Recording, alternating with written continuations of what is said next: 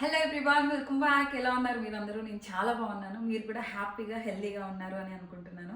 ఈరోజు వీడియోలోకి వెళ్ళిపోతాం. చాలా ఇంట్రెస్టింగ్ టాపిక్ అండ్ అందరూ ఎన్నో డేస్ నుంచి అక్క ఈ వీడియో చెయ్యి అని రిక్వెస్ట్ చేస్తున్న టాపిక్. ఇంకా లేట్ చేయకుండా లెట్ స్టార్ట్. ఫస్ట్ టైం చూసిన వాళ్ళు ఏం చేయాలో తెలుసు కదా, go and subscribe to my channel. చాలా ఇంట్రెస్టింగ్ కంటెంట్ ఉంది. మిమ్మల్ని వెయిట్ తగ్గడానికి మోటివేట్ చేస్తూ ఉంటాను. వెయిట్ తగ్గాలంటే ఏం చేయాలి, ఎలాంటి ఫుడ్ తీసుకోవాలి, టిప్స్ అండ్ ట్రిక్స్ అన్ని ఇచ్చేస్తూ ఉంటాను. Do subscribe to my channel. ఇంకా లేట్ చేయకుండా లెట్ స్టార్ట్. ఓకే, ఫస్ట్ ఈ వీడియో దేని గురించి అంటే, నేను 20 kgs ఎలా వెయిట్ తగ్గాను, నేనేం చేశాను అండ్ ఏమి మిస్టేక్స్ చేశాను దాని గురించి మాట్లాడుకుందాం. నేను నా మ్యారేజ్ అప్పుడు నేను 56 kgs ఉన్నాను. మ్యారేజ్ తర్వాత గ్రాడ్యువల్గా పెళ్ళైన తర్వాత ఎట్లా ఉంటుందంటే హ్యాపీ మూడ్లో ఉంటాం అండ్ అందరూ కొత్త పరిచయాలు, కొత్త రిలేటివ్స్, కొత్తలో అందరూ మనల్ని ఇన్వైట్ చేస్తూ ఉంటారు. ఎమ్మి ఎమ్మి ఐటమ్స్తో ఇంత ఫుడ్ పెడుతూ ఉంటారు. తిను నాన్న అని కుక్కుతూ ఉంటారు కదా, అందరూ ఎక్స్పీరియన్స్ చేస్తుంటారు. సో అట్లానే నేను కూడా అందరి ఇళ్ళకి వెళ్ళి మంచిగా తినొచ్చేదాన్ని అండ్ హ్యాపీగా ఉంటాం కదా మ్యారేజ్ తర్వాత. కొత్త కొత్త పరిచయాల వల్ల వాట్ ఎవర్ దేనివల్ల అయినా హ్యాపీగా ఉంటాం, హ్యాపీగా తింటాం. సో అలా తినడం వల్ల మనం లావ్ అయిపోతామని నేను అనుకుంటున్నాను. Ladies I don't know, maybe hormonal issues వల్ల కూడా లావ్ అయిపోతారు డెఫినెట్గా మ్యారేజ్ తర్వాత. కొంత వెయిట్ గెయిన్ అయితే కనిపిస్తుంది. నేను అట్లానే లావ్ అయ్యాను. నా మ్యారేజ్ అప్పుడు నేను 56 kgs ఉండేదాన్ని. నా పెళ్లి ఫోటోలు యాడ్ చేస్తాను, నీట్గానే చెక్ చేయండి. 56 kgs నుంచి మెల్లగా 57 అయ్యాను, 58, అట్లా 63 దాకా వెళ్ళిపోయాను. 63 దాకా వెళ్ళాను. నా డ్రెస్సెస్ అయితే నాకు పడుతున్నాయి, బట్ నాకు తెలుస్తుంది బాడీలో కొంచెం హెవీగా అనిపిస్తుంది, థైస్ రప్చర్ అవ్వడం అట్లాంటివి తెలుస్తుంది అనమాట. బాడీలో డిఫరెన్సెస్ కనిపిస్తున్నాయి వాక్ చేసేటప్పుడు అట్లా. సో సరే ఇంకా ఇట్లా కాదు, వెయిట్ పెరిగిపోతున్నాం. అండ్ ఆ టైంలో కోవిడ్, నా మ్యారేజ్ అయిన టైంలో కోవిడ్ కూడా ఉంది. 1 year 2020లో నా మ్యారేజ్ అయింది. 2020 నా మ్యారేజ్ అయిన వెంటనే లాక్డౌన్ వచ్చేసింది అనమాట. ఇంట్లోనే ఉండేవాళ్ళం, హ్యాపీగా చేసుకొని తింటూ ఉండేవాళ్ళం అనమాట. సో వెయిట్ గెయిన్ అయితే అయిపోయాను. 63కి అయితే వెళ్ళాను. 2021కి నా వెయిట్ 63 kgs అయితే ఉంది. వెయిట్ యాడ్ చేస్తాను ఇటో అటో, పిక్చర్స్ అయితే చూస్తూ ఉండండి. 63కి వెళ్ళిన తర్వాత ఇట్లా కాదు అని అప్పుడే లాక్డౌన్ కూడా మెల్లగా తగ్గుతుంది. ఇంకా వాకింగ్ స్టార్ట్ చేశాను, మెల్లమెల్లగా ఇంట్లోనే ఎక్సర్సైజ్ స్టార్ట్ చేశాను. బట్ అదే టైంలో నా ప్రెగ్నెన్సీ వచ్చిందనమాట. ఇంకా ప్రెగ్నెన్సీ టైంలో ఇంకా విపరీతంగా ఫుడ్ తీసుకోవడం వల్ల ఏ రీజన్స్ వల్ల అయినా కానివ్వండి, నేను 63 ఉన్నదాన్ని నా 3rd month అప్పుడు మనం స్కాన్కి వెళ్తాం, చెకప్కి వెళ్తాం కదా, అప్పుడు 66కి వచ్చాను. 66 దాన్ని నా డెలివరీ టైంకి నేను 78కి వెళ్ళాను. So 78 kgs. అండ్ డెలివరీ తర్వాత నార్మల్గా కొంతమంది తగ్గిపోతారు, బట్ నేను డెలివరీ తర్వాత కూడా వెయిట్ పెరుగుతూ వెళ్ళిపోయాను అనమాట. 82 రీచ్ అయ్యాను. 82 రీచ్ అయిన తర్వాత దిస్ ఇస్ నాట్ రైట్. ఇంకా నా బాడీ నాకు ఒక చిన్న సైజ్ ఎలిఫెంట్లా అనిపిస్తుంది అనమాట. సో ఇట్లా కాదు, ఇది కరెక్ట్ కాదు, వెయిట్ తగ్గాలి అని చెప్పి నేను చేసిన ఫస్ట్ పని ఏంటి అంటే వాకింగ్కి వెళ్ళాను. వాకింగ్ చేయడం స్టార్ట్ చేశాను. మా బాబుకి అప్పటికి ఒక 1 year వచ్చేసింది. ఇంకా ఫీడింగ్ డిపెండెన్సీ కూడా కొంచెం తగ్గిపోయింది. సో ఇక మా బాబుని ఇంట్లో వాళ్ళ మీద పెట్టేసి ఒక 1 hour ఏ టైం కుదిరితే ఆ టైంకి వెళ్ళిపోయేదాన్ని. నేను ఫుడ్ తినకుండా వాకింగ్కి వెళ్ళడం కోసం వెయిట్ చేసేదాన్ని. 9:30కి టైం దొరికితే 9:30కి వెళ్ళి 9:30 to 10:30 వాకింగ్ చేశాను. అట్లా ఏ టైంలో కుదిరితే ఆ టైంలో ఆ 1 hour నేను వాకింగ్కి వెళ్ళేదాన్ని. పార్క్కి, దగ్గరలో ఉన్న పార్క్కి వాకింగ్ అయితే కంపల్సరీ చేసేదాన్ని. స్మార్ట్ వాచెస్ ఉంటాయి కదా, దీనిలో ట్రాక్ చేసుకోండి. అట్లీస్ట్ 10,000 steps వెళ్ళేదాకా వాక్ చేయాలి. అండ్ మినిమం మన హార్ట్ బీట్ 120 ఉండాలి. బట్ అంత హెవీ వెయిట్ మీద నేను స్టార్టింగ్లో కొంచెం మెల్లగానే నడిచాను. బట్ రోజు అలా కంటిన్యూస్గా వెళ్ళిన తర్వాత అండ్ నేను ఫుడ్ కూడా కంట్రోల్లో పెట్టుకున్నా. అండ్ మా బాబు బ్రెస్ట్ ఫీడింగ్ కూడా నేను ఆల్మోస్ట్ ఇంకా 1.5 yearకి ఇంకా మెల్లగా తగ్గించేసుకుంటూ వస్తాం కదా, చివరిలో ఇంకొక 1 feed నైట్ ఫీడ్ ఒక్కటే ఉంది. సో ఇంకా నేను ఫుడ్ కూడా కంట్రోల్లో పెట్టేసుకున్నాను. ఫుడ్ కంట్రోల్లో పెట్టుకుని డైలీ 1 hour 11 to 12 వెళ్ళిన రోజులు కూడా ఉన్నాయి. ఎప్పుడు టైం కుదిరితే అప్పుడు ఒక్క 1 hour మాత్రం వాకింగ్కి వెళ్ళేదాన్ని. స్టార్టింగ్లో కొంచెం స్లోగా వాకింగ్ చేశాను.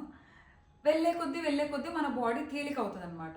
తేలిక అయ్యే కొద్దీ ఇంక నేను ఫాస్ట్గా ఇట్లా హ్యాండ్స్ ఇట్లా మూవ్ చేసుకుంటూ ఇట్లా పైకి పెట్టేసి అట్లా నా హార్ట్ బీట్ 120 రేజ్ చేయడం నా టార్గెట్ అప్పుడు. సో అట్లా చేశాను డైలీ 1 hour. బట్ నేను ఆ టైంలో చేసిన మిస్టేక్ ఏంటి అంటే ఫుడ్ కంప్లీట్గా మానేశాను. చాలా వరకు తగ్గించేశాను. చాలా కొంచెం రైసే తినేదాన్ని. దానివల్ల నాకు ఫస్ట్ 6 months బాగానే ఉంది. నాకు చాలా ర్యాపిడ్ ప్రోగ్రెస్ అయితే కనిపించింది వెయిట్ లాస్లో. ఆల్మోస్ట్ 5 kgs డౌన్ అయిపోయాను 6 monthsలోనే. బట్ ఆఫ్టర్ 6 months నేను ఫ్రీక్వెంట్గా సిక్ అవ్వడం స్టార్ట్ అయిందనమాట. ఊరికే కోల్డ్ రావడం, ఫీవర్స్ రావడం, బాడీ చాలా టైర్డ్గా అనిపించడం, ఓపిక లేనట్టు అనిపించడం అట్లా అనిపించేది. సో సడన్గా ఇట్లా ఫుడ్ మానేయడం కూడా కరెక్ట్ కాదు. ఫుడ్ మానేస్తే తగ్గుతారు, but that is not right. ఎందుకంటే మన బాడీ 3 టైమ్స్ రైస్ తిని పెరిగిన బాడీ కదా చిన్నప్పటి నుంచి. సో సడన్గా అట్లా రైస్ మానేస్తే చాలా ప్రాబ్లం వస్తుంది బాడీకి. అట్లీస్ట్ 1 టైం రైస్ తీసుకోవాల్సిందే ఆఫ్టర్నూన్ టైంలో. సో కంప్లీట్గా ఇలా ఫుడ్ తినకుండా అయితే ఉండద్దు. ఫుడ్ తినకపోవడం వల్ల మీరు వెయిట్ తగ్గుతారు, దానివల్ల మీకు వేరే ఇంబ్యాలెన్సెస్ కూడా వస్తాయి. ఓకే, నాకు ఆ ఇంబ్యాలెన్స్ నుంచి రికవర్ అవ్వడానికి నాకు 1 ఇయర్ పట్టింది. సో ఫుడ్ కంప్లీట్గా మానద్దు, హ్యాపీగా ఫుడ్ తీసుకొని నేను డైట్ కూడా ఎట్లా తీసుకోవాలి అని చెప్తాను.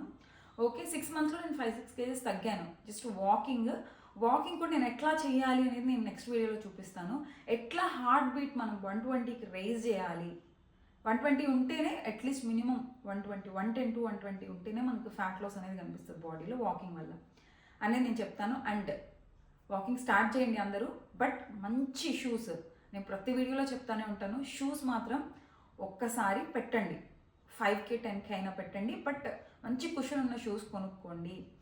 నేనేం చేశానంటే నా ప్రెగ్నెన్సీ టైంలో నాకు నార్మల్ డెలివరీ అవ్వాలి అని చెప్పి ఎక్కువ స్క్వాట్స్ చేసేదాన్ని అనమాట.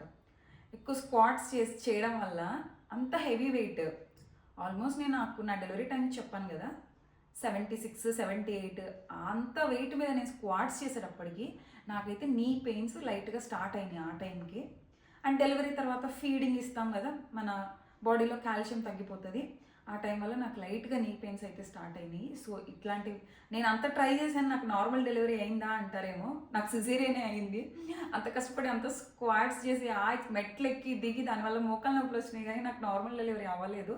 బేబీ పొజిషన్ హెడ్ డౌన్కి రాలేదు అని చెప్పి నాకైతే సిజేరియనే పడింది లాస్ట్లో. సో అట్లా అనమాట.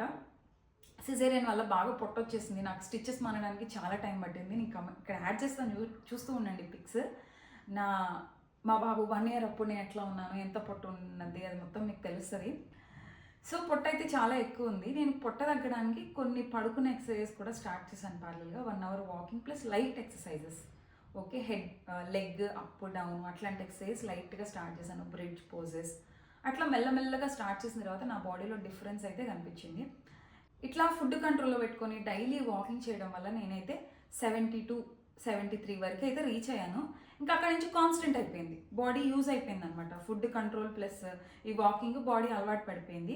ఆ టైంలో నేను యోగా స్టార్ట్ చేశాను అనమాట. మా బాబు డెలివరీ 2022 ఏప్రిల్లో అయింది. సో ఒక 1.5 ఇయర్ వరకు నేను అసలు ఏం ఎక్సర్సైజ్ ఏమీ చేయలేదు, హ్యాపీగా తింటూనే ఇంట్లోనే ఉన్నాను, అందువల్ల వెయిట్ పెరిగాను. సో 2023 ఎండింగ్ నవంబర్ నుంచి ఇక లేదు, ఇట్లా కాదు తగ్గాలని ఫిక్స్ అయ్యి అప్పుడు వాకింగ్ స్టార్ట్ చేస్తూ అదంతా చేయడం వల్ల నేను కొంత వెయిట్ అయితే తగ్గిపోయాను. 72 వరకు రీచ్ అయిపోయాను, 73 వరకు. ఆ తర్వాత ఇంకా బాడీకి అలవాటు పడిపోయి ఇంకా వెయిట్ తగ్గట్లేదు అనమాట. ఎట్లా ఇది అని చెప్తే ఆ టైంలో నాకు యోగా క్లాసెస్ కనిపించింది. ఓకే, ఇది ఎప్పుడు 2024లో స్టార్టింగ్లో అట్లా యోగా అనేది తెలిసింది. దానివల్ల ఫిజికల్గా కాకుండా మెంటల్ హెల్త్ బెనిఫిట్స్ ఉంటాయని కూడా తెలిసింది. ఆ టైంలో నేను చాలా డిస్టర్బ్గా ఉండేదాన్ని, చాలా మూడ్ స్వింగ్స్తో, కోపం, ఇరిటేషను అట్లా ఉండేదన్నమాట. నాకు నా డెలివరీ తర్వాత కూడా నాకు పోస్ట్ పార్టమ్ డిప్రెషన్ అంటారు కదా, చాలా హెవీగా ఎక్కువగా ఉండేది. బికాస్ మా బాబు నేను ఒక్కదాన్ని చూసుకోవాల్సి వచ్చేదన్నమాట, నాకు ఎవరు హెల్ప్ ఉండేది కాదు. ఇంటి పని, బాబు పని, ఇంట్లోనే రోజంతా ఉండడం వల్ల మెంటల్గా చాలా డిస్టర్బ్ అయిపోయాను. ఒక 1 ఇయర్ వరకు నేను ఎక్కడికి వెళ్ళాల, నా ప్రెగ్నెన్సీ అంతా నేను ఎక్కడికి వెళ్ళలేదు, నా డెలివరీ అంతా నేను ఎక్కడికి వెళ్ళలేదు. ఒక 2 ఇయర్స్ ఇంటికి అతుక్కుపోయాను అనమాట.